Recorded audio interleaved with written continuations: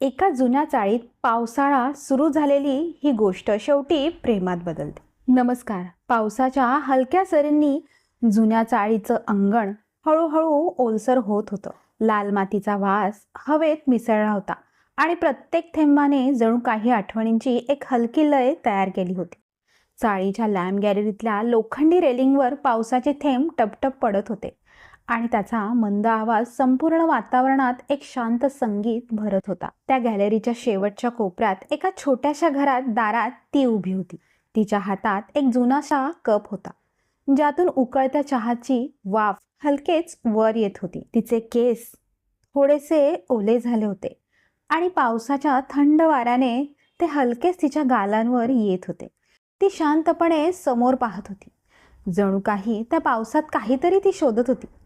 समोरच्या घराच्या दारात तो बसला होता, हातात एक छोटासा रेडिओ, जो अगदी मंद आवाजात एखादं जुनं गाणं वाजवत होता. तो गाणं ऐकत होता, पण त्याचं लक्ष अधूनमधून तिच्याकडे वळत होतं. त्याच्या चेहऱ्यावर एक साधं निरागस स्मित होतं, जणू काहीही बोलायचं नाही, फक्त हा क्षण अनुभवायचा आहे. पावसाच्या त्या शांत लयीमध्ये त्यांची नजर एकदा भिडली. काही क्षण ते तसंच एकमेकांकडे पाहत राहील, काहीही न बोलता. फक्त एक हलकीशी मान हलवली. त्या छोट्या इशाऱ्यात खूप काही होतं, ओळख, सवय आणि एक न बोललेलं नातं. गॅलरीतल्या इतर घरांमधून भांड्यांचा आवाज, कुणीतरी हळू आवाजात गाणं गुणगुणत होतं आणि कुठेतरी लहान मुलांच्या हसण्याचा मंद आवाज येत होता. पण त्या सगळ्यांमध्ये त्यांचं जग वेगळंच होतं, शांत, साधं आणि खूपच जवळचं. ती हलकेच तिच्या कपातून एक घोट घेत होती आणि त्याच्याकडे पाहत एक छोटंसं स्मित करत होती. तो रेडिओचा आवाज अजून थोडा कमी करत होता, जणू काही त्या क्षणाची शांतता अजून गहिरी व्हावी. पावसाचे थेंब आता थोडे जास्त जोरात पडू लागले होते, पण त्या आवाजातही एक मृदुता होती. काही वेळाने ती गॅलरीतून थोडी पुढे चालत आली.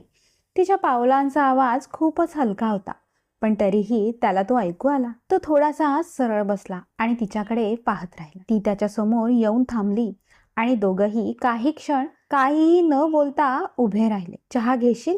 ती हळू आवाजात म्हणाली. तो हलकासा हसला आणि मान हलवली. तिने कप त्याच्या हातात दिला. त्याच्या बोटांनी तिच्या बोटांना क्षणभर स्पर्श केला आणि त्या स्पर्शात एक ऊब होती, पावसाच्या थंडीतही टिकून राहणारी. तो चहाचा घोट घेत होता आणि तिच्याकडे पाहत म्हणाला, छान आहे. ती काही बोलली नाही, फक्त हसली. तिच्या डोळ्यात एक शांत आनंद होता, जणू काही हे सगळं खूप साधं आहे, पण तरीही खूप खास आहे. गॅलरीतून एक थंड वाऱ्याची झुळूक आली आणि तिच्या ओल्या केसांची एक बट तिच्या चेहऱ्यावर आली.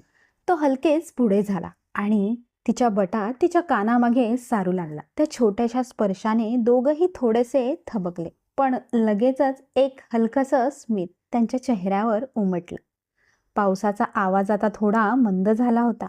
आकाशात हलकीशी उजळ दिसू लागली होती.